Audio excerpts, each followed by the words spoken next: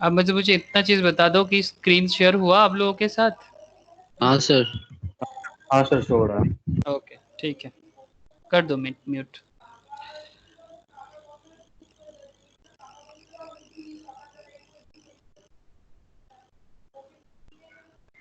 Okay, hold it. हाँ,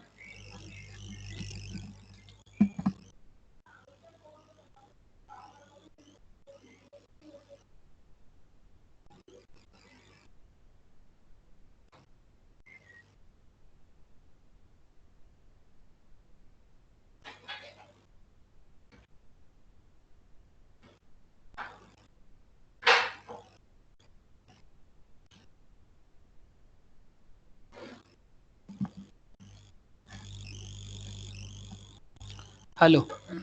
okay देखो, तो लास्ट दिन हम लोग ऑफर में बात कर रहे थे। हाँ, क्लासिफिकेशन ऑफ ऑफर, इसमें general offer, special offer, counter offer, cross offer, standing offer, इसी में बात चल रहा था। मैं उसी को कंटिन्यू करता हूँ। एक बार आप लोगों को मैं थोड़ा रिकॉल भी करा दूँ ऑफर के बारे में, जिसमें हम लोग जनरल ऑफर में एक बहुत ही अच्छा एग्जाम्पल, एक केस स्टडीज भी पढ़े थे। आप देख सकते हो जनरल ऑफर में। जनरल ऑफर में हम लोग पढ़े थे, याद होगा आप लोगों को। It is an offer made to public at large and hence anyone can accept and do not desired act. Carlill versus Carbolic Smoke Ball Company का केस था। बड़ा फेमस केस स्टडीज है, आप लोग याद रखना, अपना लॉ प्रोफेशंस में बड़ा काम आएगा ये सब छोटा छोटा केस स्टडीज। अभी आप लोग सीख रहे हो, तो आप लोगों का जो ये लर्निंग पीरियड है बिजनेस लॉ का, it's very helpful in your learning period. तो बहुत ही अच्छा काम आएगा। आई होप कि आप लोग पढ़े होंगे।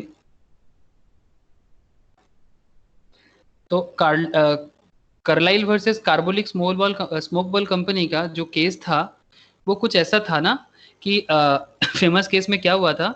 कार्बोलिक स्मोक बॉल कंपनी जो था, जो बेसिकली एक दवाई बनाता था, advertise in several newspaper that reward of £100 would be given to any person who contracted influenza after using the smoke ball produced by the Carbolic Smoke Company according to the printed directions. One lady, Mrs Carlill, ये जो Mrs Carlisle है, ये जो Mrs Carlisle है, इसने इस particular दवाई को यूज किया, बट फिर भी उसको इन्फ्लुएंजा हुआ। लेकिन कंपनी ने बोला था कि जिसने जो भी यूज करेगा उसको इन्फ्लुएंजा नहीं होगा, एंड इसलिए she could recover the amount as by using the smoke ball he had accepted the offer. क्योंकि उसने उस पर्टिकुलर दवाई को लिया था, लेकिन फिर भी उसको इन्फ्लुएंजा हुआ। दैट मीन्स ये एक जनरल ऑफर था, और जो जनरल ऑफर इन्होंने एक्सेप्ट किया था, है ना। बात कुछ ऐसा ही है, जनरल ऑफर था, इन्होंने एक्सेप्ट किया था, तो इसलिए बाद में जब इनको इन्फ्लुएंजा हो गया, तो इन्फ्लुएंजा के बदले उन्होंने कंपनी से जो भी £100 है वो क्लेम कर सकते हैं। आई होप कि ये कॉन्सेप्ट आप लोगों को याद है, मैं बस रिवीजन किया। ठीक है, ये हम लोग लास्ट क्लास में काफी अच्छे से डिस्कशन किए थे। कुछ लोग अभी भी ज्वाइन कर रहा है, मैं थोड़ा सा इसलिए धीमा कर रहा हूँ। ठीक है, जैसे वो लोग भी ज्वाइन कर लेगा मैं स्पीड अप कर लूंगा। अच्छा, फिर से अगर आगे का बात करें, तो ये था Carlill versus Carbolic Smoke Ball Company. ये 1893 का केस है, दैट मीन्स ब्रिटिश पीरियड का केस है, आप समझ पा रहे हो। अनदर फेमस केस था लालमन शुक्ला वर्सेस गौरी दत्त का। हाँ, it's a these are the landmark case studies. ठीक है, तो इसमें क्या हुआ था, गौरी दत्त अपना सर्वेंट को अपना मिसिंग नेफ्यू को ट्रेस करने के लिए भेजा था, लेकिन भेजने के बाद उसने अनाउंस किया था anybody who traced his nephew would be entitled to a certain reward. But एल ट्रेस थी, मतलब लालमन ट्रेस्ट किया था बॉय को, इग्नोरेंस ऑफ दिस अनाउंसमेंट, लेकिन उसको इसके बारे में कुछ पता नहीं था। तो बाद में जब 2-3 दिन बाद किसी ने उसको बोला कि तेरे को पता है कि ऐसा ऑफर किया था कि जो भी उसका नेफ्यू को ढूंढ के देगा, बदले में उनको कुछ भी रिवॉर्ड दिया जाएगा। तो लेकिन क्योंकि ये वाला वर्ड, मतलब ऑफर एक्सेप्टेंस का पॉइंट है ना, कि ये ऑफर जरूर सबके लिए था, जनरल ऑफर था, लेकिन क्योंकि उन्होंने इस पर्टिकुलर ऑफर के बारे में उनको कुछ पता नहीं था, क्योंकि वो दूसरे से सुन के जाके बोल रहा है, तो ऑफर जनरल था, ऑब्वियसली जनरल था, बट क्योंकि उन्होंने उसको पर्टिकुलरली डायरेक्टली एक्सेप्ट नहीं किया, तो वो बाद में ये क्लेम नहीं कर सकता है। इसीलिए not entitled to the reward as he did not know the offer, क्योंकि तुम्हें ऑफर के बारे में पता ही नहीं है। अगर तुम्हें किसी ऑफर के बारे में नहीं पता तो तुमको वो नहीं मिलेगा। इसका एक अच्छा केस हम आपको शेयर कर सकते हैं। कोई किसी को ऐसा लग सकता है कि जनरल ऑफर है, तो फिर क्यों ना अपना लालमन शुक्ला गौरी दत्त से क्यों ना क्लेम कर सकते, है ना। शायद मन के अंदर एक जोशीला आवाज आ रहा होगा कि रुचि लावा जरूर आ रहा होगा कि नहीं उनको तो पेमेंट करना चाहिए, दैट काइंड ऑफ। लेकिन पॉइंट ये है कि आप लोग कभी भी, मेरा जवाब देना आप लोग कि आप लोग कभी भी ऑनलाइन में, ठीक है, कोई कूपन के थ्रू से कुछ परचेज किए हो? जैसे कुछ ऑनलाइन में से होते हैं, फ्लिपकार्ट, अमेजन या फिर varieties of online companies coupon code देते हैं, लेकिन मानो कि आपको वो कूपन के बारे में नहीं पता है। आजकल वो कूपन का ना अलग वेबसाइट्स भी होते हैं जहाँ पर ना पता चलता है कि क्या कौन से मतलब कंपनी में क्या कूपन चल रहा है। जैसे कोई फर्स्ट परचेजर को कूपन प्रोवाइड करते हैं, कभी कुछ ऑफर होता है, कुछ स्पेशल डे का ऑफर होता है, बट आपको वो ऑफर के बारे में नहीं पता। अगर आपको पता है तो आप जरूर क्लेम कर सकते हो और इन दैट केस आपको उस ऑफर का क्लेम जरूर मिलेगा। लेकिन अगर आपको नहीं पता और आपने परचेस कर लिया और बाद में आपको किसी ने बोला अरे तेरे को पता था कि फर्स्ट परचेस में 50% ऑफ था, तो फिर आप बोलोगे कि अरे पता ऐसा तो मुझे, लेकिन कंपनी तो मुझे कुछ नहीं बोला। कंपनी का ऑफर जनरल था, आपने सुना नहीं है, आपका प्रॉब्लम है ना। तो इसका मतलब ये नहीं कि जनरल ऑफर था कंपनी आपको जबरदस्ती देगा, नहीं ऐसा नहीं, क्योंकि उन्होंने बोल दिया था कि जनरली तो किसी को भी मिलेगा नहीं। ये जिसको पता चलेगा, मतलब ऑफर कंपनी की तरफ से था, एक्सेप्टेंस भी आपके तरफ से प्रॉपर टाइम पे होना चाहिए, तभी जाके होगा। ऑफर जनरल था लेकिन एक्सेप्टेंस आप, जैसे यहाँ पर क्या हुआ, गौरी दत्त ने ऑफर किया था, सबको पता था, बट लालमन शुक्ला जिसने मेनली ये काम किया उसको नहीं पता था। बाद में जब पता चला तो वो क्लेम करने जाए, लेकिन उनको तो वो पर्टिकुलर ऑफर पता ही नहीं था, तो फिर उसको कैसे क्लेम मिलेगा। तो ये था जनरल ऑफर का खेल। क्या आप लोगों को मेरा बात समझ में आया? ये जो मैं कूपन का खेल बोला जो आजकल होता है, और लालमन शुक्ला गौरी दत्त का जो जनरल जो केस लॉ है, क्या ये दोनों सिमिलर लग रहा है आप लोगों को? मैं पूछ रहा हूँ। हाँ सर, हाँ सर। है ना, सिमिलर केस है ना। अगर आपको पता होगा तो आप वो ऑफर का लुत्फ उठा सकते हो, बट अगर आपको पता नहीं है, ठीक है, कंपनी आपको मतलब जानबूझ के नहीं बोलेगा कि आज ऑफर चल रहा था, ठीक है, वो बिग बाजार वगैरह में चिल्लाता रहता है, हाँ मतलब Wednesday big offer, Wednesday big offer, हाँ वो अपना सेल को प्रमोट करने के लिए करते हैं, लेकिन दैट्स अ डिफरेंट इशू, ठीक है। लेकिन उसको भी अगर किसी को नहीं पता तो वो परचेस करके निकल जाते हैं, ऑफर के बारे में पता ही नहीं करता है, दैट्स डिफरेंट। तो जो भी हो, जनरल लॉ ऐसे ही होते हैं। तो जनरल ऑफर में हम लोगों ने दो केस स्टडीज पढ़े, एक Carlill versus Carbolic Smoke Ball Company 1893 वाला केस, और एक लालमन शुक्ला वर्सेस गौरी दत्त का केस। दोनों केस, एक इंडियन वाला केस, एक फॉरेन वाला, मतलब फॉरेन नेशनल्स का केस, दोनों ही ब्रिटिश पीरियड का केस है, ये भी बहुत पुराना केस है। फिर हम लोगों ने स्पेशल और स्पेसिफिक ऑफर में भी बात किए थे, जो केस बोल्टन वर्सेस जोन्स का है। बोल्टन वर्सेस जोन्स का केस, इसमें क्या हुआ था, when the offer is made to a specific और a certain person, it is known as specific offer. अगर कोई ऑफर किसी के लिए स्पेसिफिकली है, ठीक है, तो ऑफर को स्पेसिफिक कहा जाएगा। Specific offer can be accepted only by that specified person to whom the offer has been made.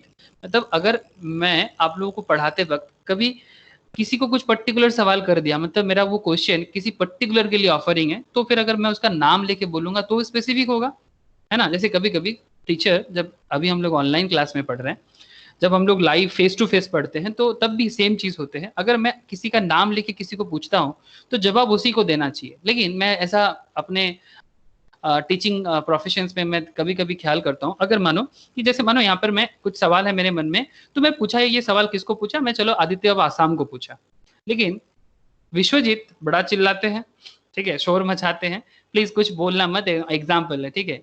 तो मैं आदित्य अब आसाम को बोल रहा हूँ, लेकिन आदित्य आसाम का जवाब देने से पहले विश्वजीत जवाब देना चालू कर देता है, सर ये होगा ये होगा ये होगा, शायद झूठ हो, मतलब सही हो गलत हो, लेकिन वो बोल देता है। लेकिन यहाँ विश्वजीत गलत करता है, और ऐसा विश्वजीत, जैसे नॉट ओनली विश्वजीत और भी लोग करते हैं, लेकिन विश्वजीत, ठीक है विश्वजीत गुस्सा मत हो, एग्जाम्पल है, ठीक है, बाद में तू मेरे साथ झगड़ लेना। लेकिन सवाल ये है कि अगर किसी भी, ठीक है बोलना नहीं है अभी किसी भी केस में अगर स्पेसिफिकली किसी के लिए कोई ऑफर हो रहा है तो उस ऑफर का एक्सेप्टेंस उसी को करना चाहिए, ठीक है। हम लोग मतलब अगर जब पता होता है हम लोग बड़ा उछलना लगता है, नहीं मुझे पता है मुझे पता है, नहीं ऐसा नहीं होना चाहिए, this is not a etiquettes, इसको कहते हैं एटिकेट्स, ठीक है। एटिकेट्स मतलब आपको पता होना चाहिए कि दिस इज आल्सो कॉल्ड एक कल्चर, ठीक है, क्लास कल्चर, एटिकेट कल्चर, जो एक केओस नहीं क्रिएट करता है कि भाई हाँ उसको पूछा है, मतलब टीचर को कुछ स्पेशल सोच होगा उनके बारे में तभी उनको पूछ रहे हैं, जब मेरे तरफ पूछा जाएगा तब मैं बोलूंगा, और जब टीचर पूछेगा कि किसी को पता है तो आप उनमें से कोई बता दो, तब किसी कोई भी हाथ उठा के बोल सकते हैं। This is the basic etiquettes. तो इंडिया में बड़ा हालत खराब है। मैं आपको बता दूं कि जो इंडियन में स्कूल में, आप लोग बचपन से स्कूल में पढ़े हो किस तरह का कियोस क्रिएट होता है। इवन टीचर भी कभी कभी आप लोगों को हैंडल नहीं कर पाते, हम लोगों को भी नहीं कर पाता था जब हम लोग स्कूल में पढ़ते थे, but this is a very bad culture. ये सेम चीज अगर आप कभी भी लोकसभा टीवी देखते हो, ठीक है, जहां हमारा मतलब हमारा चुना हुआ पॉलिटिशियंस लोग, मेंबर ऑफ पार्लियामेंट, राज्यसभा का मेंबर, हाँ मेंबर ऑफ राज्यसभा, वो लोग वहां पर जाके हमारा मांग करते हैं कि भाई इस एरिया में क्या चाहिए, उस एरिया में क्या चाहिए।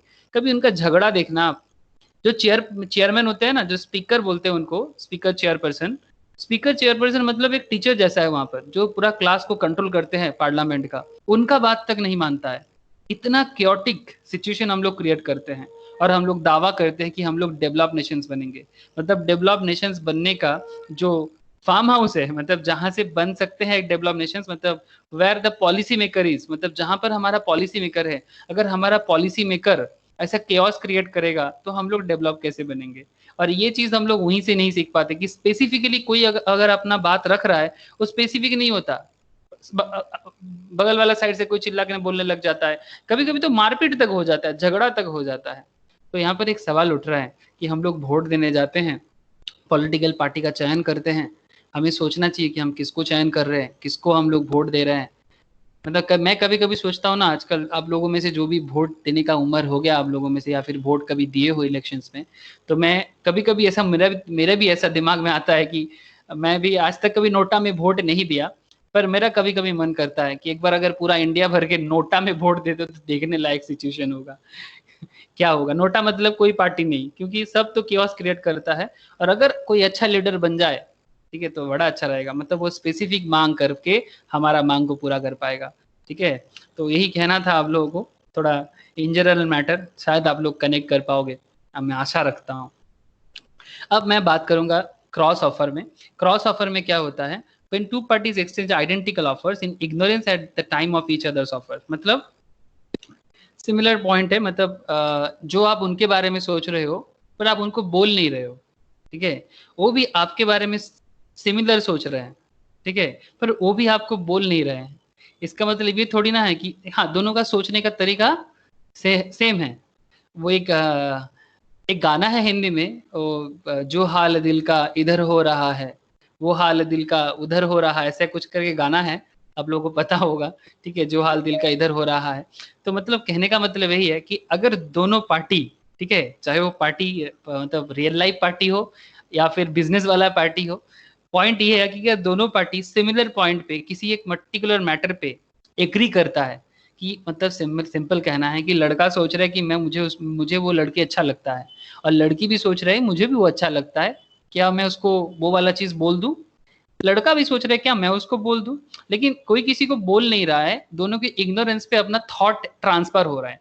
सिमिलरली बिजनेस केस में भी हो सकता है, कोई डील के केस में, जो डील आपको यहाँ पर सिखाया जाएगा। देखो डील एक हुआ था यहाँ पर, if A makes a proposal to B to sell his car for 2 lakhs and B without knowing the proposal of A, उनको पता ही नहीं था कि A ऐसा कुछ प्रपोज करेगा, makes an offer purchase the same car at 2 lakhs from A, मतलब जो 2 लाख में A B को बेचना चाहता है या B A से खरीदना चाहता है, A भी सोच रहा है क्या मैं B को 2 लाख में मेरा कार बेचूं। सिमिलर पॉइंट पे it is not N acceptance, but इसका मतलब ये एक्सेप्टेंस नहीं है, as B was not aware of the proposal made by A, B को पता ही नहीं कि सच में ऐसा A ने कहा है बोल के। तो जब तक ये क्रॉस ऑफर है, मतलब यह हो सकता है कि दोनों एक दूसरे को चिट्ठी भेज रहा है, कि इसने भी चिट्ठी लिखना चालू कर दिया जब भी इसके मन में चल रहा है कि मैं अपना कार बेचना चाहता हूँ, या फिर मैं तुम्हें प्यार करता हूँ, व्हाटएवर, ठीक है, सिमिलर कॉन्सेप्ट में सोचना, कनेक्ट करना। और वो भी उल्टा साइड में कि मैं तुमसे तुम्हारा कार खरीदना चाहता हूँ, मतलब मैं तुम्हें तुम्हारा प्यार का इजहार चाहता हूँ, ठीक है, दोनों सेम कॉन्सेप्ट में हो रहा है, और दोनों एक दूसरे को चिट्ठी लिखना चालू कर दिया। दोनों चिट्ठी रास्ते में क्रॉस हो रहा है, बट नो वन नो, ठीक है, लेकिन इसको दोनों सेम पॉइंट पे बात कर रहा है, but this is not a acceptance. दोनों सेम पॉइंट पे बात कर रहे हैं, but this is not a acceptance. That means ये क्या हो गया, this is called cross offer. ये ऑफर क्रॉस ऑफर है, ठीक है, बट क्रॉस ऑफर कभी एक्सेप्टेंस नहीं हो सकता। ये मतलब वो बोलते हैं ना इत्तेफाक, ठीक है, कोइंसिडेंस, ये हो गया है, जरूरी नहीं कि हमेशा होगा। तो इसको लॉ कभी भी एक्सेप्टेंस नहीं बोल सकता। जरूर दोनों का offer similar point of view में है, बट दैट डजंट मीन कि ये ऑफर है। अगर सच में ऑफर करना है और सच में एक्सेप्टेंस करना है, जो रियल में होना चाहिए वो होना पड़ेगा। And when two person make offer to each other it cannot be treated as mutual acceptance. इसको म्यूचुअल एक्सेप्टेंस भी नहीं कह सकते। There is no binding contract in such case. In ऐसा केस में हम लोग ये भी नहीं बोलेंगे कि ये कोई बाइंडिंग कॉन्ट्रैक्ट था बोल के। आई होप कि आपको समझ में आ रहा है। ये भी रिविजन है, लास्ट क्लास में इसका भी डिस्कशन हम लोग किए थे, लेकिन मेरा आदत है और मुझे अच्छा लगता है कि जो भी लास्ट क्लास में हम लोग एंड पे छोड़ते हैं तो उसको थोड़ा सा कनेक्ट करके दूसरा दिन का क्लास चालू करते हैं, तो उस पर थोड़ा टेम्पो मिलने में अच्छा होता है। ठीक है। काउंटर ऑफर, काउंटर ऑफर क्या है? When the offeree offers to qualified acceptance of offer subject to modifications and variation in the terms of original offer, he is said to have made a counter offer. ये हम लोग normally market में जाके करते हैं। Market में जाके ऐसा कैसे कब होता है? जब हम लोग किसी को कोई कहीं भी मार्केट में कुछ परचेस करने जाते हैं तो दुकानदार पहले अपना ऑफर करता है। दुकानदार ने ऑफर किया कि भाई 500, आपने ऑफर किया नहीं 450।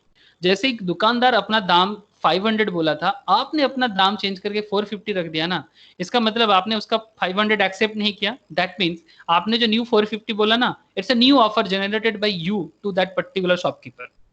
दैट मीन्स कि शॉपकीपर का जो पहला ऑफर था 500 वाला, वो खत्म हो गया और आपका जो 450 वाला ऑफर है ना, वो अभी न्यू ऑफर चल रहा है। फिर दुकानदार बोलेगा कि नहीं भैया 500 पे नहीं, 500 के नीचे नहीं होगा। मतलब फिर से अब आपने फिर से अगर बात को नहीं माने, जब तक आप दोनों एक पर्टिकुलर प्राइस पे नहीं पहुंचते हो सिमिलर कॉन्सेप्ट में, तब तक ये ऑफर एक्सेप्टेंस नहीं माना जाएगा। ये ऑफर को काउंटर ऑफर कहा जाएगा। ठीक है।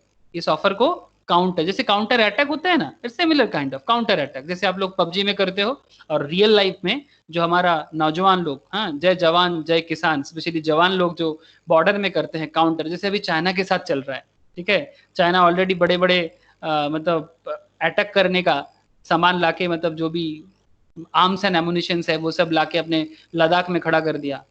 कभी भी कुछ भी हो सकता है। नेपाल उधर अपने मैप के अंदर इंडिया का कुछ एरिया दिखा दिया। ठीक है। मतलब यही चलेगा। अभी लिपू लेक बोल के एक एरिया है उत्तराखंड में, जो आफ्टर 47 के बाद कभी भी नेपाल ने ऐसा कुछ नहीं किया। लेकिन अभी नेपाल में जो पार्टी चलता है वो पार्टी चाइना लिबरेशन पार्टी का, मतलब जैसे चाइना में लेफ्टिस्ट पार्टी है, सिमिलरली नेपाल का जो करेंट पार्टी है वो भी लेफ्टिस्ट कॉन्सेप्ट के साथ बना है। और वो एक तरह का चाइना से सपोर्ट ले रहा है।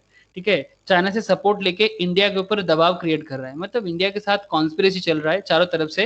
लेकिन हम लोगों को ना इसका काउंटर अटैक देना पड़ेगा।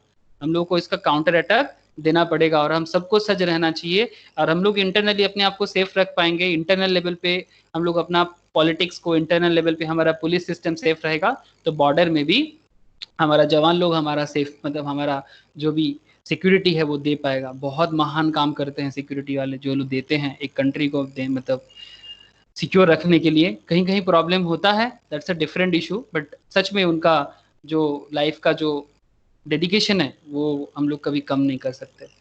आज हम लोग जो भी हैं उनके लिए हैं, मार्टिर के लिए। उन लोग जो भी करते हैं बहुत ज़्यादा। तो काउंटर ऑफर, आई होप कि आपको काउंटर ऑफर, काउंटर अटैक, इस पॉइंट ऑफ व्यू में you can easily connect. Standing और कंटिन्यूइंग और ओपन ऑफर। स्टैंडिंग और कंटिन्यूइंग और ओपन ऑफर थोड़ा अलग टाइप में होते हैं।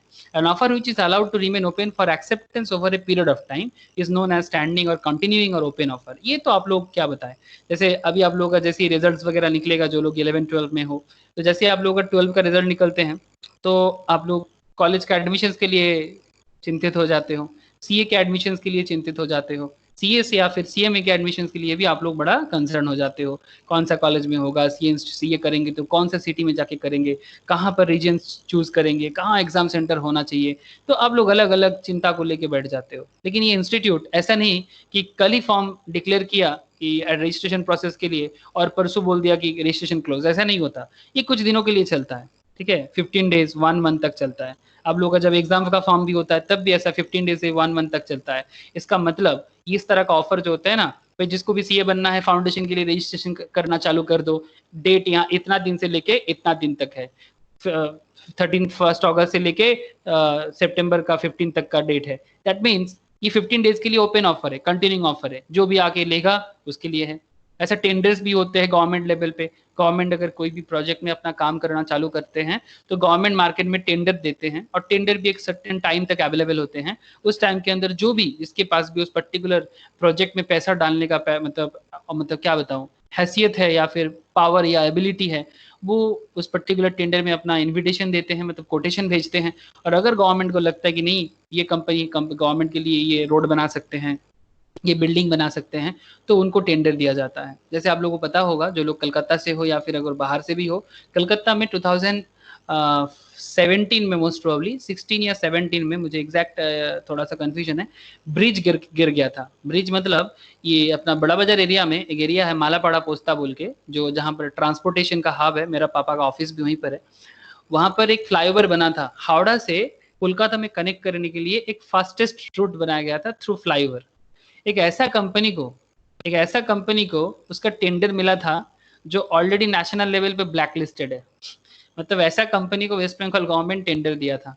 टेंडर मिला था जब वेस्ट बंगाल में लेफ्टिस्ट पार्टी था, सीपीएम, और ये काम कंप्लीट हुआ जब वेस्ट बंगाल में टीएमसी गवर्नमेंट, मतलब तृणमूल कांग्रेस जो ममता दीदी का पार्टी है, उनके टाइम पे ममता दीदी बड़ा हड़बड़ कर रहा था ताकि जल्दी जल्दी प्रोजेक्ट कंप्लीट हो और ये बता सके कि जो सीपीएम ने ना कर सका, कोलकाता का ट्रैफिक का जो स्लॉथनेस है वो मैंने करके दिखाया।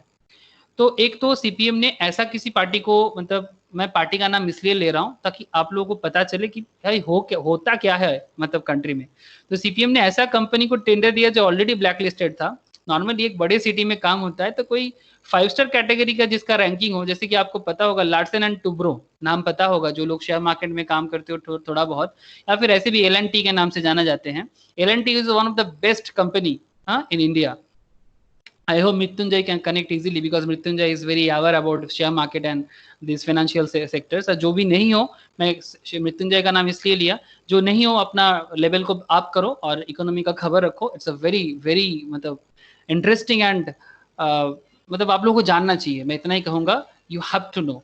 तो जो भी हो, मेरा कहने का मतलब ये, मेरे को कंपनी का नाम अभी याद तो नहीं आ रहा है, बट आप इतना जान लो कि टेंडर मिला था ऐसा कंपनी को, और जब बाद में ब्रिज गिरा काफी लोगों का मौत हुआ था सर। मतलब काफी सारा लोगों का मौत हुआ था, बहुत सारा लोगों का दुकान खराब हो गया था। आप सोच सकते हो एक बड़ा सा ऊंचा सा फ्लाईओवर गिर जाए तो क्या हो सकता है, वो भी कोलकाता का बड़ा बाजार एरिया में, कंजेस्टेड एरिया में। तो क्या क्या नहीं हो सकता, और कितना लोग रात को सोया हुआ था, कितना लोग के ऊपर गिरा था। मतलब सबसे पहला बात मैं आपको बता दूं, क्योंकि मेरा पापा का ऑफिस है, मैं बचपन से उस एरिया में जाता हूँ, वो एरिया में ना फ्लाईओवर बनना ही नहीं चाहिए था। फिर भी ये पॉलिसी मेकर क्या पॉलिसी बना दिया, और हम लोग भी चुपचाप देखते रहे। जितना गुनेगार वो है उससे ज्यादा गुनेगार हम लोग है, क्योंकि देख के भी चुप रहे। ये सबसे ज्यादा गुना है, बड़ा गुना है। ठीक है, तो अलग बात। लेकिन फिर भी मैं कहना चाहूंगा कि tender is a very big thing, और गवर्नमेंट टेंडर देता है, और supply of goods and kind of standing offer, तो वो भी स्टैंडिंग ऑफर में चलता है। मैं आपको कुछ कनेक्ट करने का कोशिश किया, पोस्ता वो फ्लाईओवर गिरने वाला कहानी से, मतलब वो भी टेंडर से मिलता है। तो ये स्टैंडिंग ऑफर चलता है टेंडर का। तो आई होप कि लास्ट क्लास में ये सब जो पॉइंट हम लोग डिस्कशंस किए थे, मैं इसलिए आज इसको फिर से रिवीजन किया, क्योंकि these are the very important points for your practical exam purpose as well as for your upcoming career. तो general offer, special offer, counter offer, cross offer and standing offer, these are very important and as well as very interesting. With case studies we learn this things. आज थोड़ा सा और बात करते हैं, एक offer को वैलिड होने के लिए क्या होना चाहिए, इस पे भी लास्ट क्लास में डिस्कशंस कर दिए थे थोड़ा सा। It must be capable of creating legal relations, मतलब आप उसी पॉइंट पे अपना ऑफर को बनाओ जो लीगल रिलेशनशिप क्रिएट करता है। अगर कोई रिलेशनशिप लीगल नहीं हो पाता, ठीक है, तो वो कॉन्ट्रैक्ट नहीं बन सकता, या फिर वो ऑफर वैलिड नहीं माना जाएगा। It must be certain, definite and not वेग, मतलब आप किसी से उसी चीज का कॉन्ट्रैक्ट करो जो डेफिनिट हो, सर्टेन हो। मतलब अगर आपको पता ही नहीं है कि आप किस मैटर पे कर रहे हैं, जैसे यहाँ पर एक एग्जांपल था, ये offers to sell be 100 quintals of oil. ये ने ऑफर किया बी को कि वो सेल करेगा 100 quintal oil. There is nothing whatever to show what kind of oil was intended. कौन सा तेल, नारियल का तेल, पाम का तेल, सरसों का तेल, mustard oil, what kind of oil. Oil के बारे में अगर क्लैरिटी नहीं है तो मतलब आपका ये कॉन्ट्रैक्ट सर्टेन नहीं है, डेफिनिट नहीं है, एंड नॉट वेग, मतलब क्लियर कट नहीं है, थोड़ा आधा अधूरा है, मतलब आपके सामने धुंधला सा है, तो वो ऑफर नहीं हो सकता। ठीक है, जैसे हमारे लाइफ में भी, पर्सनल लाइफ में भी ऐसा होता है। आप लोग यूथ हो, आप लोगों के साथ और ज्यादा होता है। कभी कभी आपके सामने ना ऐसा लगता है कि क्या सच में वो मेरा दोस्त है, क्या सच में वो मुझे प्यार करते हैं।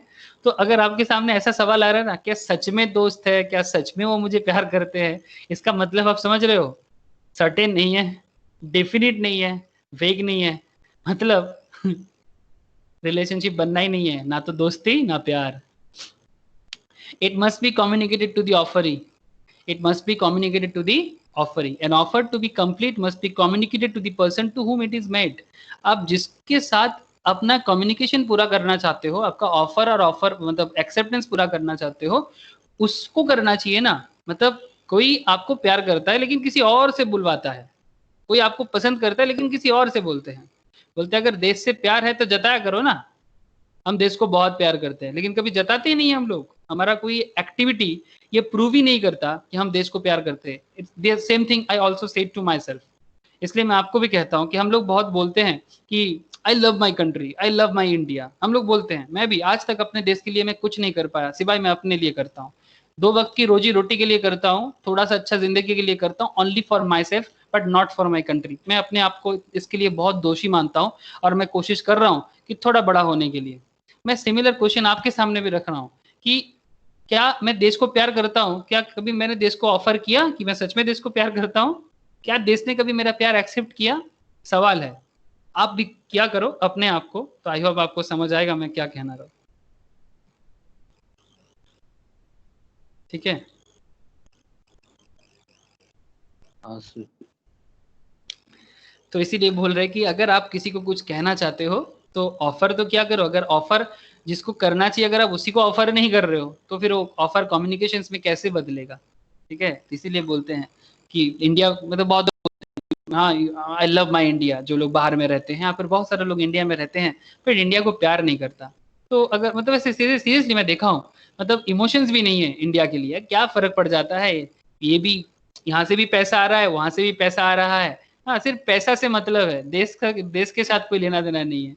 ठीक है, सीरियसली तो it must be communicate to the offer ही। अगर इंडिया को आप ऑफर कर रहे हो तो ऑफर तो करना चाहिए। तो जो भी हो, ये लैंडमार्क लालमन शुक्ला वर्सेस गौरी दत्त का केस में भी सेम टू सेम कॉन्सेप्ट हम लोग अप्लाई कर सकते हैं कि it must be communicated to the offeree. ठीक है, तो लालमन शुक्ला ने जो भी ऑफर किया था वो गौरी दत्त को कम्युनिकेट नहीं, सॉरी मैंने गलत बोल दिया, गौरी दत्त ने जो ऑफर जनरल ऑफर किया था वो लालमन शुक्ला को कम्युनिकेट नहीं हुआ था, इसीलिए लालमन शुक्ला बाद में गौरी दत्त से पैसा मतलब जो भी उसको मिलना था वो नहीं मिल पाया, है ना। यहाँ पर एक गौरी दत्त और इसका फैक्ट तो आप लोगों को पता है, इसको और फिर से दोबारा पढ़ने का मतलब नहीं है। It must be made with a view to obtaining the assent of the other party. It must be made with a view to obtaining the assent of the other party. अब जब भी किसी को ऑफर करो, आपके offer में एक character होना चाहिए। आपके वहां पर एक सेकंड, कुछ लोग ना ज्वाइन नहीं कर पा रहे, तो मैं थोड़ा सा कोशिश करता हूँ उनको फिर से लिंक भेजने का। ऑनलाइन क्लास के लिए ब्रॉडबैंड कनेक्शन घर पे होना बहुत इंपॉर्टेंट है। अगर ब्रॉडबैंड नहीं है तो कुछ भी कनेक्शन जो स्टेबल हो, मुझे लगता है होना बहुत जरूरी है, नहीं तो बहुत मुश्किल होगा।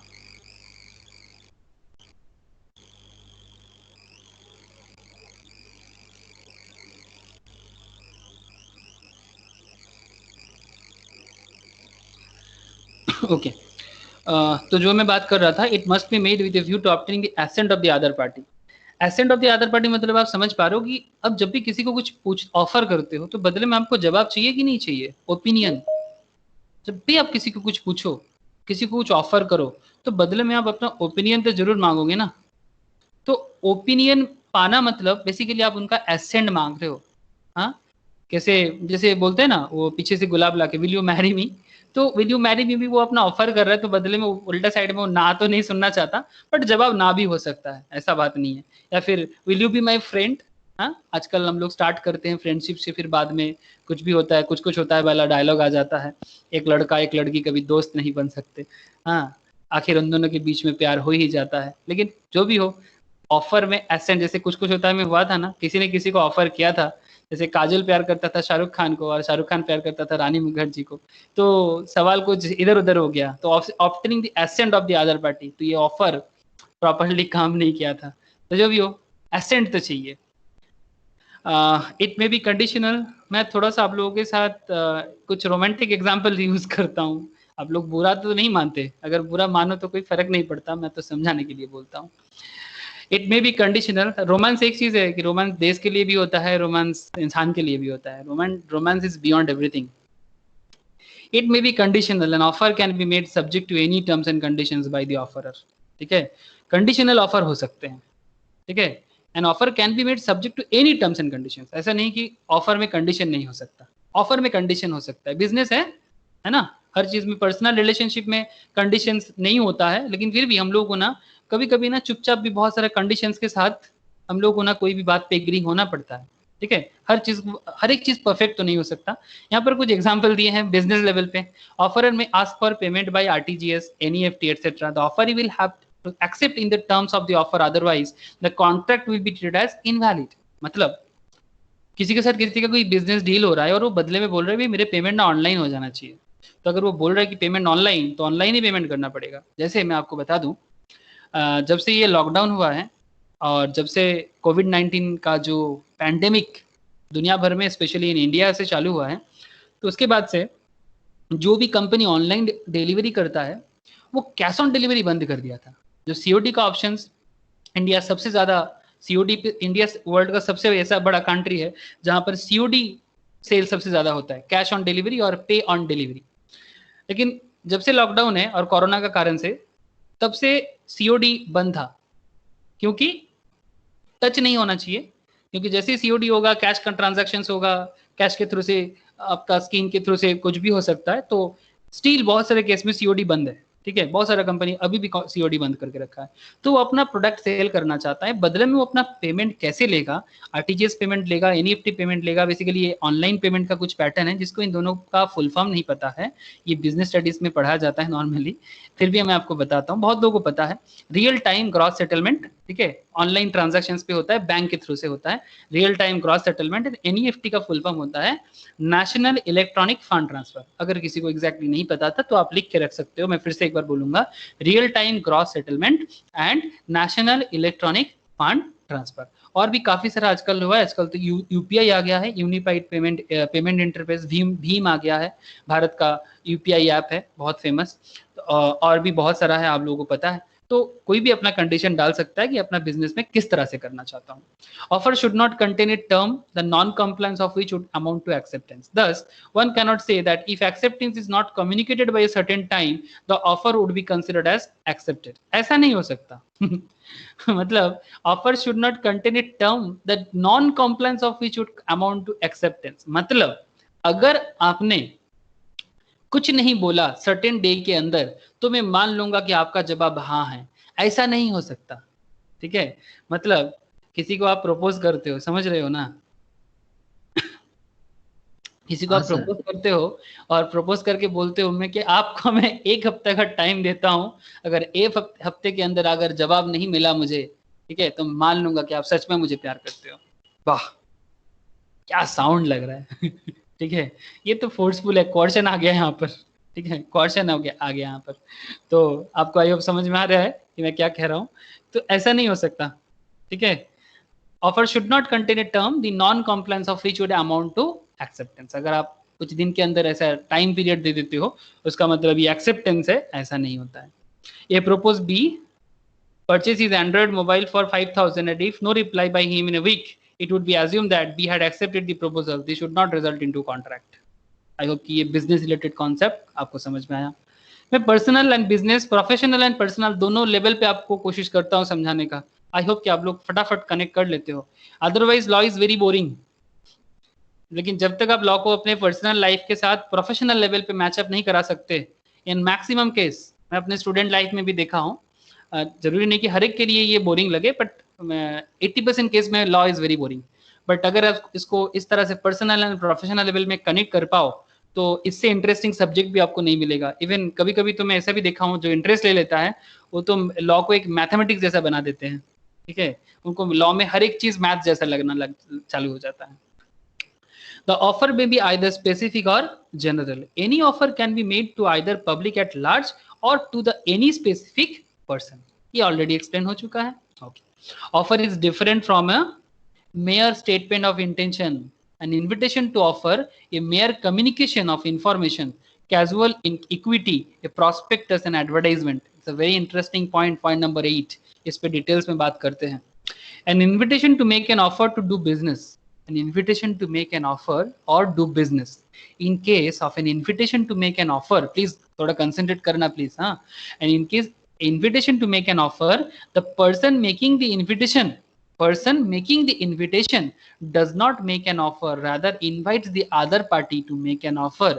His objective is to send out the invitation that he is willing to deal with any person who on the basis of such invitation is ready to enter into contract with him subject to final terms and condition. एक बार example देख लेते हैं ना और अच्छा लगेगा. An advertisement for sale of goods by auction. An advertisement for sale of goods by auction is an invitation to offer. Government या फिर कोई भी कंपनी अपना प्रोडक्ट को मार्केट में ऑक्शन करना चाहता है. गवर्नमेंट लेवल पे ऐसे होते हैं. आप लोगों को मैं एक मूवी बताता हूँ. वैसे मैं हर केस में कुछ ना कुछ मूवी जोड़ने का कोशिश करता हूँ. तो यहाँ पर मुझे एक मूवी का याद आया. मूवी का नाम है बदमाश कंपनी. अगर आप लोगों में से कोई देखे हो तो ही और सी कैन कनेक्ट इजीली. अगर नहीं देखे हो तो it's a very good movie for the business perspective. तो प्लीज देखना मूवी को.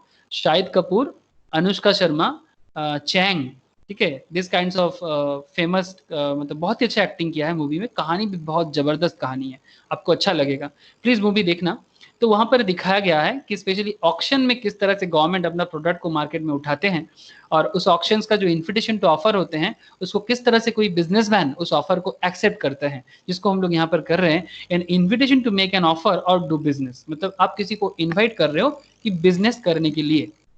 जैसे गवर्नमेंट लेवल पे मैं आपको बताता हूँ, गवर्नमेंट में जो पोर्ट होते हैं ना, पोर्ट में इसे नॉर्मली जैसे कोलकाता पोर्ट, ठीक है, फेमस कुछ पोर्ट है इंडिया में, जैसे Kolkata port trust, Mumbai port trust, Chennai port trust, ठीक है, गुजरात में भी पोर्ट है पोरबंदर पोर्ट ट्रस्ट, उड़ीसा में भी बहुत फेमस पोर्ट है पारादीप पोर्ट.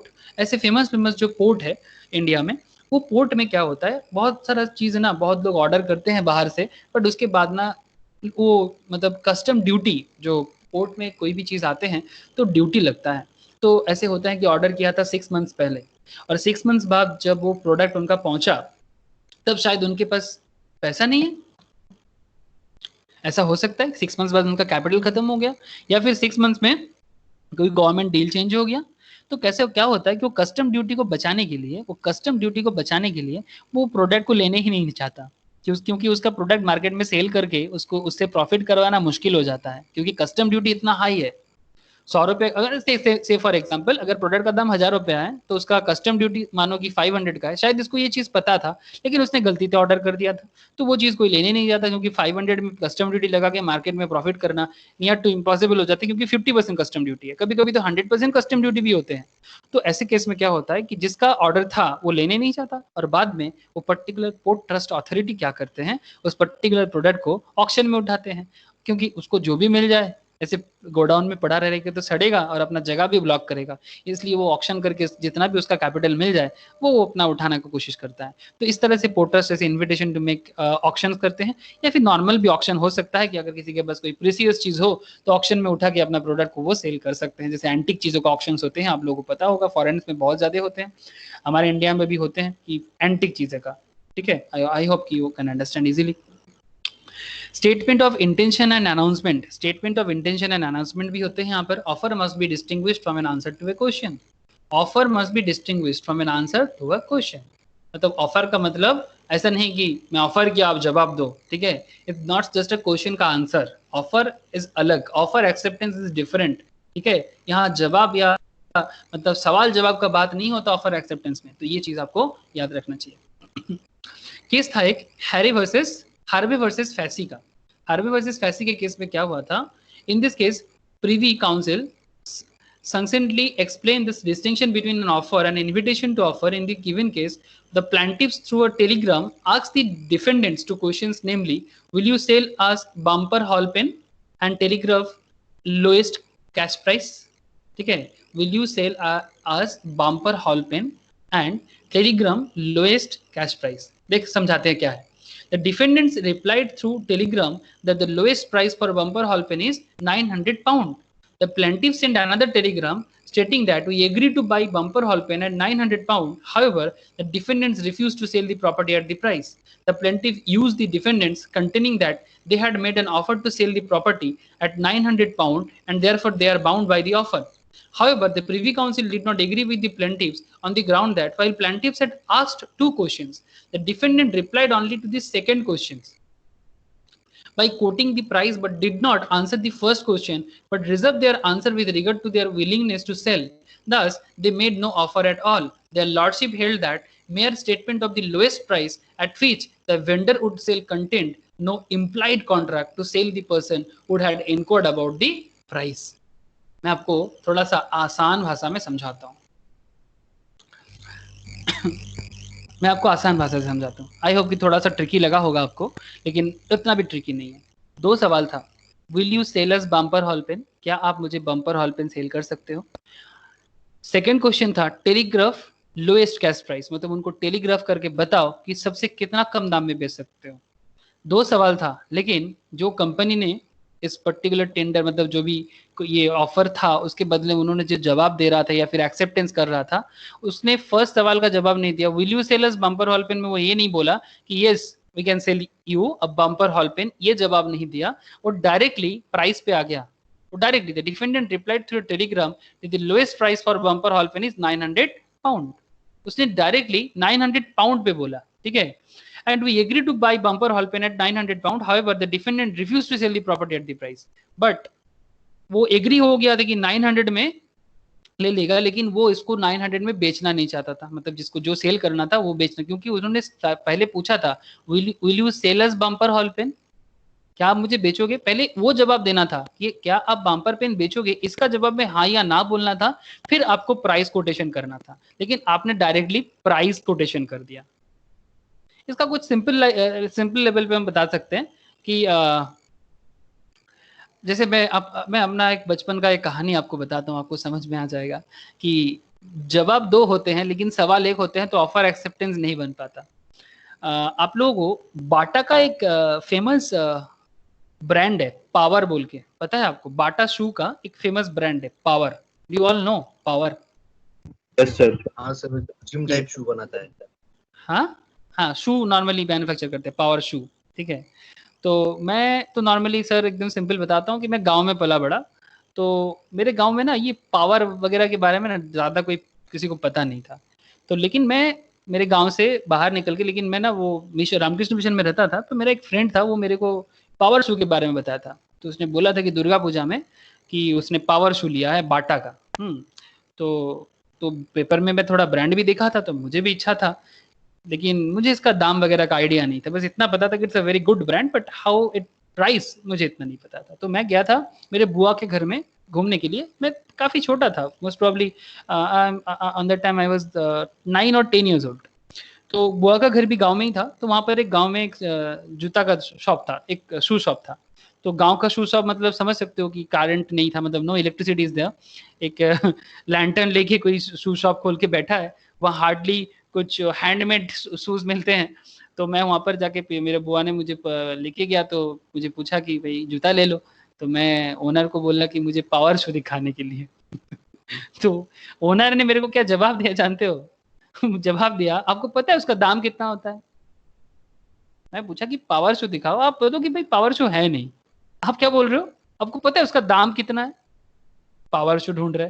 अरे भाई हमको दाम नहीं पूछे, अगर आपके पास नहीं है तो आप बोलो कि भाई पावर शू नहीं मिलेगा.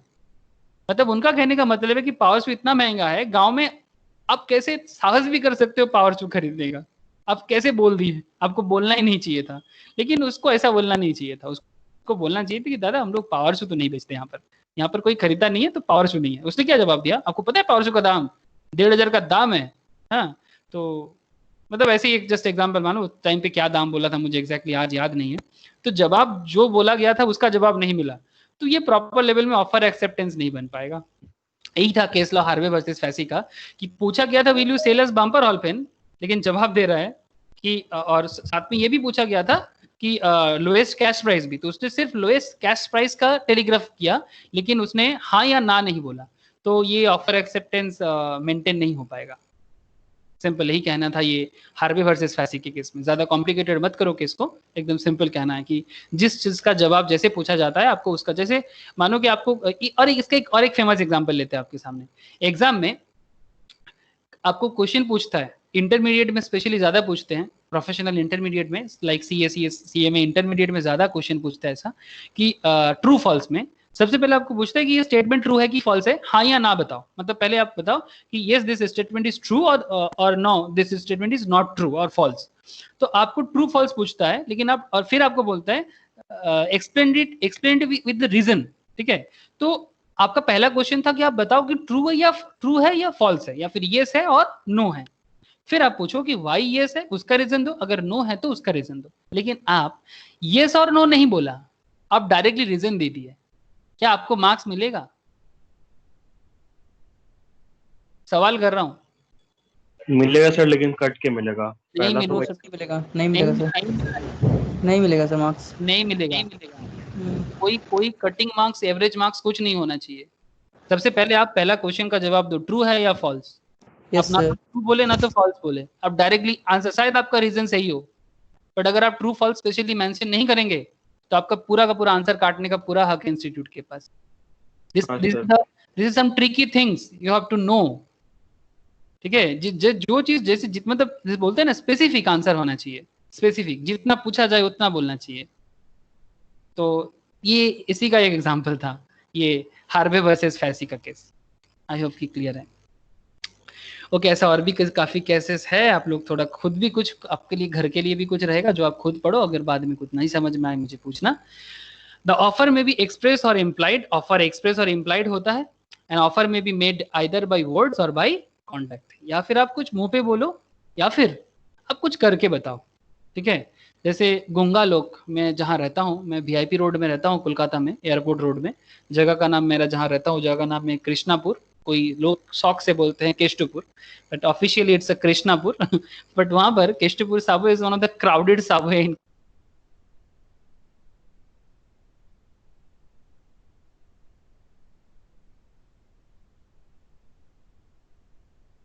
हेलो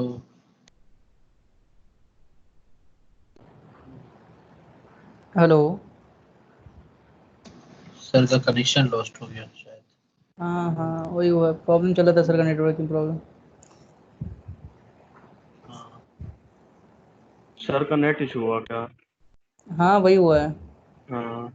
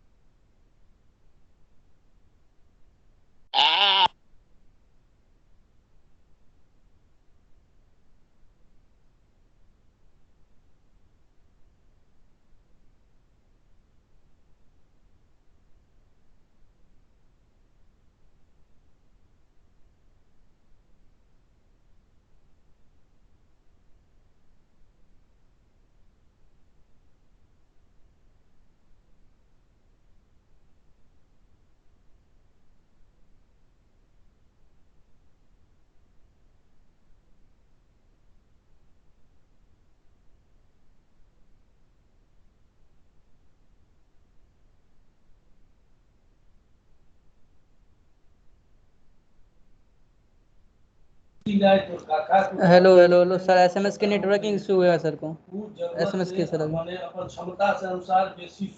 वेट करे क्या तो। सर अभी SMS के जो यहाँ भी नेटवर्किंग इशू हो गया।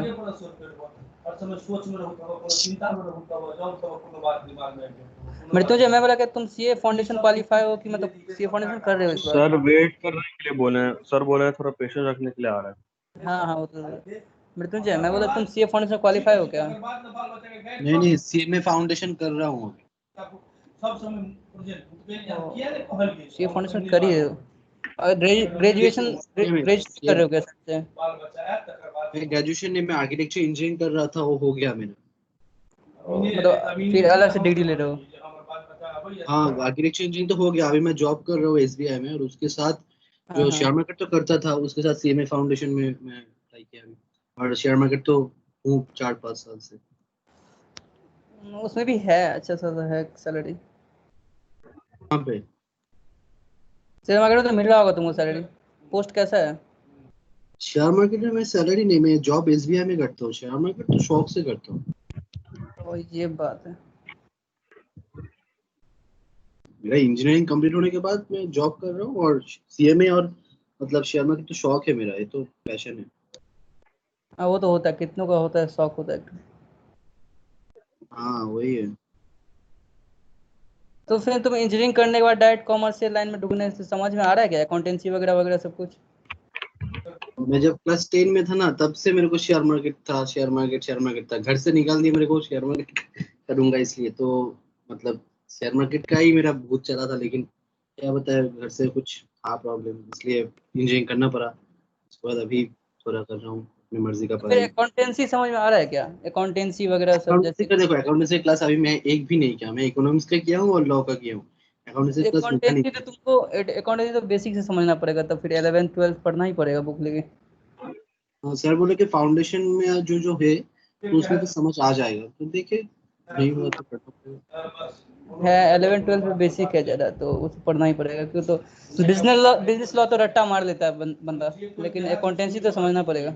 नहीं, रट्टा मारने का अभी कोई प्लान नहीं है मेरा, तो हाँ, देखिए आगे जाके नहीं मैं जैसा है। ऐसे ही बोला, मैं ऐसे ही बोला।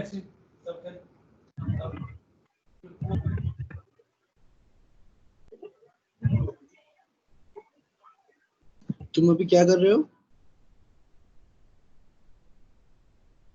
मैं अभी 12th क्वालिफाई किया हूँ, बस आया अच्छा हूँ। अच्छा, हाँ तुम पूछ रहे थे ना एक दिन मुझसे। क्या? नहीं नहीं, मैं नहीं तुमसे पूछा था एक बार भी। तुम ही पूछ रहे थे। आज तक ऐसा कुछ नहीं पूछा हूँ, बस पहली बार पूछ रहा हूँ बस। एक और भी किसी ने मुझे पूछा था कि कौन सा कॉलेज में एडमिशन, ऐसा कुछ पूछ रहा था। नहीं, नहीं, ऐसा मैं नहीं पूछा हूँ।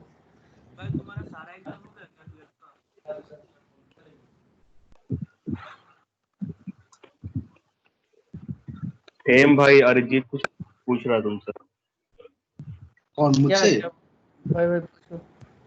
12th से तुम्हारा सारा एग्जाम हो गया? हाँ हाँ, मेरा मेरा सारा एग्जाम हो गया, रिजल्ट्स भी आ गया मेरा। रिजल्ट आ गया? हेलो। हाँ सर। ये नेटवर्क आया नहीं, मैं कुछ देर तक अपने फ़ोन में, ज़्यादा नेटवर्क तो रहता नहीं है। मैं कोशिश करता हूँ जितना यहाँ से यहाँ पर होता है, ठीक है? ठीक है सर। ठीक है, कोशिश करता हूँ जितना होता है एटलीस्ट 5-10 मिनट 15 मिनट जितना हो जाए। अगर आ जाएगा इसके बीच में तो ठीक है। पता नहीं कितना तो दिन सर तक ये नेटवर्क आज क्लास चलेगा नहीं होगा पूरा। सर? नहीं नहीं होगा, मैं कोशिश कर रहा हूँ जितना होता है करो। अगर बीच में आ जाएगा तो कंटिन्यू करेंगे, ठीक है? ठीक है सर, ठीक। ओके, आप लोग बहुत गप्पे मार रहे थे, मुझे खबर मिला। सर जो पहला दिन मैं पूछ रहा था ना कि लॉ का कुछ थोड़ा मेरा क्वेरीज था, वो पूछ ले अभी सर। नहीं अभी मत पूछो, बाद में बोलो, अभी क्लास कंटिन्यू करने दो। ठीक है ठीक सर, है, ठीक। बाद में ठीक लेता है हूँ। सर, ठीक है एक्चुअली सर। रिकॉर्डेड होता है, अगर आप लोग इतना बातें करोगे तो फिर बाद में मेरे को ना ये ऐसे नेटवर्क का ऐसा हालत है, फिर मैं बात करते करते ना मेरा ये एडिट करना में मुश्किल हो जाता है। ओके ठीक है चलो, सर। जो बात कर रहे थे उसी में एक बार कंप्लीट कर लेते। तो ऑफर में भी एक्सप्रेस और इम्प्लाइड, ऑफर में भी एक्सप्रेस और इम्प्लाइड में अगर मैं बात करूं तो मैं सिंपली यही कह रहा था कि ऑफर एक्सप्रेस भी हो सकता है, इम्प्लाइड भी हो सकता है। मतलब आप कुछ मुंह पे बोलो या फिर कुछ करके दिखाओ, ठीक है, कुछ लिख के बताओ, या फिर मतलब ओरली बोलो, ठीक है, या फिर कुछ ओरली करो या फिर कुछ रिटर्न करो, ठीक है, दोनों एक्सप्रेसिव है, ठीक है, ओरल एंड रिटर्न दोनों एक्सप्रेसिव। बट कुछ चीज ना मतलब हरकत होता है ना, हरकत से भी समझ में आता है। हरकत मतलब एटीट्यूड्स टुवर्ड्स योर वर्क, ठीक है। जैसे मैं आपको अपना केष्टपुर साबोई के सामने एक बंदा रोज ना, वो बंदा ना बात नहीं कर पाता, मतलब वो जिसको हम लोग क्या बोलते हैं, गूंगा बोलते हैं, या फिर हम लोग बंगाली में कोका बोलते हैं, ठीक है, गूंगा है, बोल नहीं पाता, आ करता रहता है। लेकिन वो घड़ी लेके, सॉरी, वेट मशीन लेके बैठता है, ठीक है। तो वो वेट मशीन लेके बैठता है लेकिन वो कुछ बोल नहीं पाता कि आओ यहाँ वेट करके जाओ, आओ यहाँ पर वेट करके जाओ, अपना वजन माप के जाओ, ऐसा नहीं बोलता। वो सिर्फ चुपचाप बैठे रहता है। लोग जाता है, 2 रुपया देते हैं, वेट मशीन से में वेट करते हैं और फिर पैसा लेके चले जाते हैं, अपना इनकम कर लेते हैं। तो उसने जो ये किया, ये क्या है, इम्प्लाइड है, ठीक है। इसलिए एन ऑफर में be made either by words और बाय कॉन्डक्ट। जैसे टैक्सी वाला टैक्सी में लेके जाते हैं तो अपना कॉन्डक्ट से ही बता देते हैं ना, वो चिल्लाते नहीं है कि भाई कहीं जाना है, कहीं जाना है, चिल्लाता नहीं है। वो टैक्सी लेके निकला है मार्केट में, मतलब आप समझ जाओ कि आप जहाँ जाना है, मीटर ऑन है, आप उनको बुलाओ, बैठो और निकल जाओ। मुंह पे बोलने का जरूरत ही नहीं है, ठीक है। तो जैसे यहाँ पर एक एग्जांपल भी दिया है, boy starts cleaning the car as it stops on the traffic signal without being asked to do so. उनको बोला नहीं गया था कि मेरा गाड़ी धो के दो या पोंछ के दो। ऐसे करता है बड़े शहरों में, कलकत्ता, मुंबई, दिल्ली में करता है ऐसा, क्योंकि इंडिया में गरीबी बहुत है और कोई भी पैसे के लिए कुछ भी कर लेता है, क्या करे, नहीं तो भूखा मरता है। In such circumstances, any reasonable man could guess that he expects to be paid for this। मतलब ऐसा बहुत लोग ऐसे भी होते हैं कि हाँ भाई मैं तेरे को पूछने थोड़ी बोला था, पूछ दिया, इसमें क्या है, हाँ इसके साथ पैसे का क्या है, तेरे को अच्छा लगा तो पूछ दिया। लेकिन कोई रिजनेबल मैन ऐसा नहीं बोलेगा, उसको समझ लेना चाहिए कि भाई गरीब आदमी पैसा चाहिए तो चुपचाप तो भीख नहीं मांग सकता, इसलिए थोड़ा शीशा को साफ कर दिया और बदले में आपको 2 रुपया या 5 रुपया मांग रहा है, ठीक है। Could guess that he expects to be paid for this, here boy makes an implied offer, ठीक है। आई होप कि आपको क्लियर है। तो very connected points, we can connect this kinds of thing easily. क्या आप लोगों को मेरा साउंड आ रहा है? साउंड आ रहा है सर, लेकिन कुछ दिखाई नहीं दे रहा। साउंड आ रहा है लेकिन कुछ दिखाई नहीं दे रहा है। Okay wait,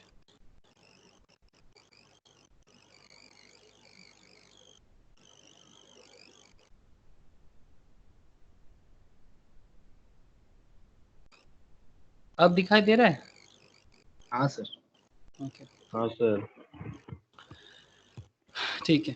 statement of price is not an offer, please ध्यान देना। Another important point, statement of price is not an offer. मतलब ये सब हम लोग क्यों जान रहे हैं जानते हो? मतलब ऐसा बहुत सारा बिजनेस में ऐसा बहुत सारा एक्टिविटीज होते हैं जिसको देखने में लगता है ऑफर जैसा, बट वो ऑफर है नहीं, या फिर बहुत केस में ऑफर का कुछ कुछ कैरेक्टरिस्टिक होते हैं। इसीलिए हम लोग ना अलग से इतना सारा चीज पढ़ रहे थे कि गलतफहमी ना हो, और लॉ में ये सब गलतफहमी दूर किया जाता है। नहीं तो छोटा छोटा बात में ना कोर्ट पे केस हो जाते हैं, और कोर्ट पे केस हो जाता है, झगड़ा हो जाता है, फिर बात कोर्ट पे जाता है, लेकिन कोर्ट को सोल्यूशन देना है, कोर्ट को सोल्यूशन देना है। और अगर कोर्ट को सोल्यूशन देना है तो कुछ तो बेसिस होगा सोल्यूशंस का, तो सोल्यूशन इज इम्पॉर्टेंट। जैसे रिसेंटली मैं आप लोगों के सामने शेयर करना चाहता हूँ अनदर लॉ रिलेटेड मैटर, चाहे पसंद हो ना हो, पर प्लीज आप लोगों को इंफॉर्मेशन रहना चाहिए। दिल्ली का कोई इंसान एक पब्लिक लिटिगेशंस में एक PIL फाइल किया है, जिसने उन्होंने सुप्रीम कोर्ट में किया है, जिसने उन्होंने कहा कि कंट्री एक, तो कंट्री का नाम भी एक ही होना चाहिए, ठीक है। मतलब ऑफिशियल नेम कंट्री का एक ही होना चाहिए, कंट्री का 3 नेम ही नहीं होना चाहिए। जैसे इंडिया का 3 नाम है ऑफिशियली भी, ठीक है, और कुछ इमोशनल भी।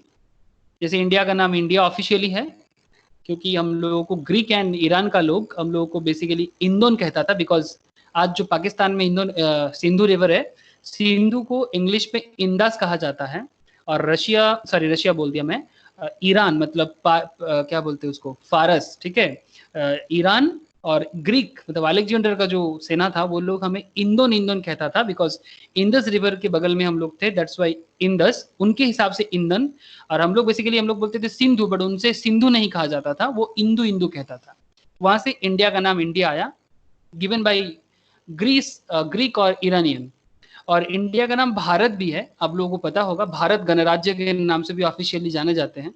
इंडिया का नाम भारत इसलिए है कि भारत बोल के एक राजा था, भारत राजा पूरा देश को, इंडिया को ना एक चक्रवर्ती सम्राट माना जाता है। जैसे सम्राट अशोका जानते हो आप लोग, सम्राट चंद्रगुप्त मौर्य को जानते हो, चाणक्य जिसने जिन दोनों को बनाया था, आचार्य चाणक्य ने। सिमिलरली उनसे काफी पुराना, आज से कम मतलब बिफोर ख्रिस्ट का जन्म से, मतलब आज हम लोग 2020 का ख्रिस्ट देखते हैं ना, ख्रिस्ट के जन्म से 300 साल पहले चंद्रगुप्त मौर्य सम्राट अशोका का टाइम था, उससे भी 1000 साल पहले भारत का एरा था, जिसने पूरा भारत को एक किया था। जो भारत का विस्तार था अफगानिस्तान से लेके ब्रह्मदेश तक, मतलब म्यांमार तक, और मतलब ये रियल भारत है, ठीक है। अफगानिस्तान से लेके म्यांमार तक, और एकदम नीचे श्रीलंका नहीं था, श्रीलंका के ऊपर तक, मतलब आज का जो साउथ इंडिया है। इवन किसी केस में मतलब दुबई एरिया में भी इंडिया का हिस्ट्री बताता है। मैं कहीं जबरदस्ती कुछ नहीं बताता हूँ, इट्स अ प्योर हिस्ट्री, आप लोग भी रिसर्च कर सकते हो, क्योंकि एकदम न्यूट्रल डेटा है, किसी का गवर्नमेंट का दिया हुआ नहीं है।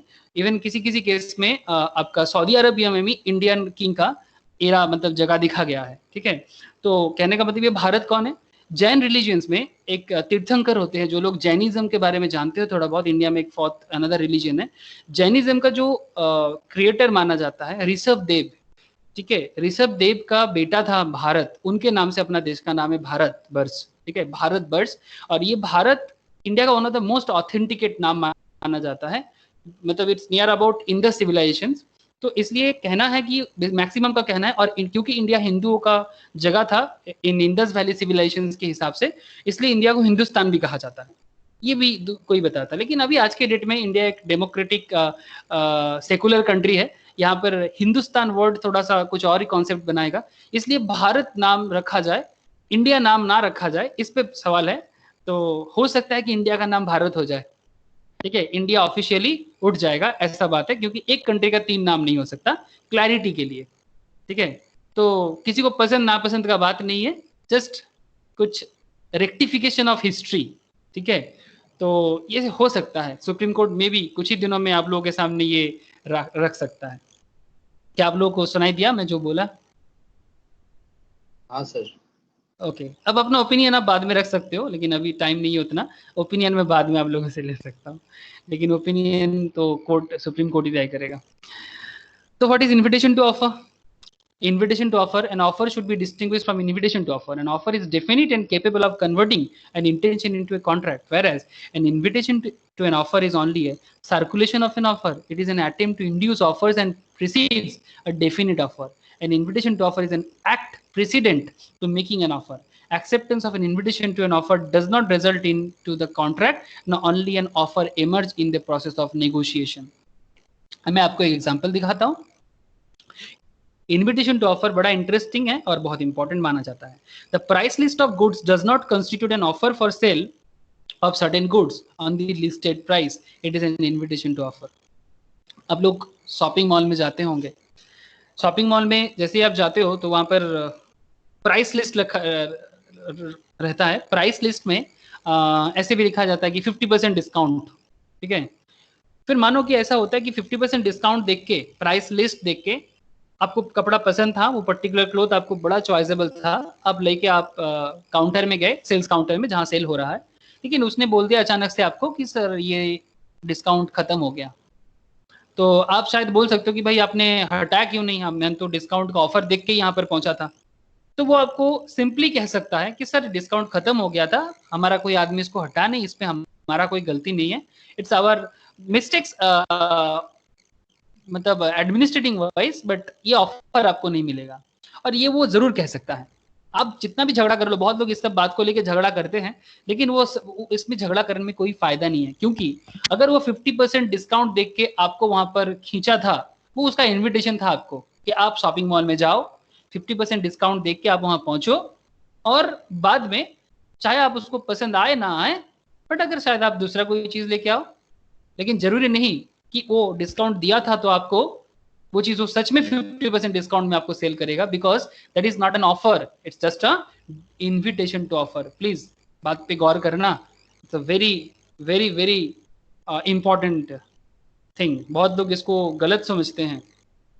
आप लोग देखना कभी कभी जैसे ही थोड़ा सा फेस्टिव टाइम आता है, लाइक दुर्गा पूजा, दिवाली, दुकान में स्पेशली बाटा, खादिम्स जैसे दुकान में आप देखना, स्पेशली शू शॉप में फ्लैट 50% ऑफ, फिर नीचे ना terms and conditions apply, flat 50% of, फिर नीचे टर्म्स एंड कंडीशन अप्लाई। आप दुकान में जाते हो, पता है बाटा में 50% ऑफ चल रहा है, जैसे आप जाते हो तो 50% ऑफ आपको मिलता है, बट कौन सा जूता में जानते हो? जो लास्ट 5 साल में सेल नहीं हुआ, सड़ा हुआ, गला हुआ, ओल्ड स्टॉक जो आजकल मतलब फैशन में भी नहीं है, वो सब आपको 50% ऑफर में मिलता है इन मैक्सिमम केसेस।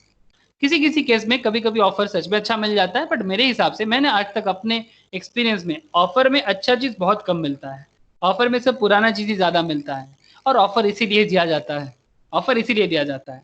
और अगर कोई बोलेगा कि नहीं ऑफर में मुझे मतलब नया न्यू चीज मुझे ऑफर में मतलब मिला, तो मैं आपको बता दूं, ऑनलाइन में ये चीज होता है। ऑनलाइन में मैं अमेजन, फ्लिपकार्ट में भी देखा हूँ, स्पेशली फ्लिपकार्ट का जो फैशन शॉपिंग शॉप है मिंत्रा, आप लोग जानते होंगे मिंत्रा के बारे में। मिंत्रा में मैं खुद इसको मतलब गौर किया, इस पर्टिकुलर चीजों को मैंने नोटिफाई किया कि मिंत्रा क्या करता है, एक प्रोडक्ट का दाम है मानो 5000, नॉर्मल रिजनेबल प्राइस है 5000, बट वो जानबूझ के क्या करता है जानते हो, उसका दाम बढ़ा के रखता है 8000, फिर आपको ना ऑफर करके 8000 को काट देता है, फिर नीचे 5000 और फिर उसको ऑफर करके परसेंटेज लगा देते हैं। ये एक सेल करने का तरीका है, और बहुत लोग सोचते हैं कि मुझे डिस्काउंट में क्या चीज मिला, लेकिन एक्चुअली वो क्या चीज नहीं मिला था, वो इन्विटेशन टू ऑफर था, ठीक है। ये मैक्सिमम केस में होता है, ये मैंने देखा है, और आप लोग भी अगर थोड़ा सा लॉजिक लगाओगे ना तो आपको समझ में आएगा। फिर कभी बिजनेस के क्लास में, बिजनेस कॉमर्शियल नॉलेज का जो क्लास हम लोग करते हैं उसमें मैं डिटेल्स में ये बिजनेस का पैटर्न में आपको बात करूंगा। तो फिलहाल आप लॉ का ये पैटर्न समझ लो कि इस तरह में कोई क्लेम नहीं कर सकता। Invitation to offer and offer में फर्क होता है। अगर किसी ने गुड्स पे प्राइस लिस्ट चिपका के रखा है, वो ऑफर है 50% ऑफ या what ever, that doesn't mean कि उसी दाम पे उसको सेल करना पड़ेगा, ठीक है। तो मैंने जो अभी बताया ना उसी को यहाँ पर सेक्शन 2A में यहाँ पर थोड़ा डिटेल्स में बोला है, आप लोग एक बार रीड करना। Difference between offer and invitation to make an offer, दोनों डिफरेंट होते हैं, इसी ये बारे में यहाँ पर डिस्कशंस किए हैं। यहाँ पर how to make an offer के बारे में बोला गया। Offer can be made by act और एब्सटिनेंस, वर्ड्स और कॉन्डक्ट, रिटन और ओरल, ठीक है। तो ऑफर में इतना सारा चीज होते हैं।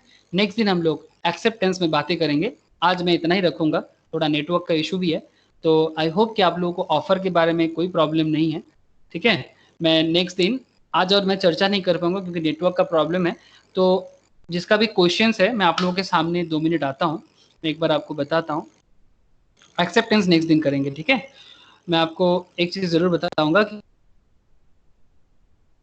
कोई कॉन्ट्रैक्ट रिलेटेड क्वेरीज है मैं नेक्स्ट दिन जरूर उनसे लूंगा, और आशा करता हूँ कि 1 वीक में, क्योंकि मैं ब्रॉडबैंड वाले से बात कर रहा था, ये नेटवर्क का प्रॉब्लम सिर्फ मेरे घर में नहीं है, हर एक के एरिया में है। आप लोग खबर कर सकते हो, हर एक जगह में नेटवर्क इशू चल रहा है। फिर भी हम लोग कोशिश कर रहे हैं कि कितना भी हो सके हम लोग अपना काम ठीक करें, क्योंकि वेदर का कंडीशंस इंडिया में अच्छा नहीं चल रहा है। Throughout India weather condition is not okay. तो आई होप कि धीरे धीरे सब ठीक हो जाएगा। आप लोग पेशेंस रखो, प्रॉब्लम सिर्फ आप लोगों का नहीं, प्रॉब्लम एज ए टीचर मेरे को भी बहुत हो रहा है।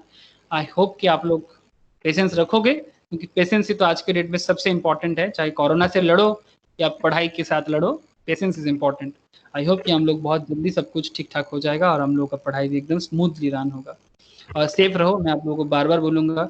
लॉकडाउन ओपन हो गया है, ठीक है, पर इट्स अ वेरी मतलब hard decision from our country's political point of view, but क्योंकि बहुत सारे लोगों को फंडिंग नहीं है, गवर्नमेंट फंडिंग नहीं है, तो मुझे लगता है कि ये हम लोग को सेफ रहना पड़ेगा। आई डोंट नो सही गलत, तो सीरियसली आई डोंट नो। मैं रिकॉर्डिंग थोड़ा ऑफ करता हूँ, ओके।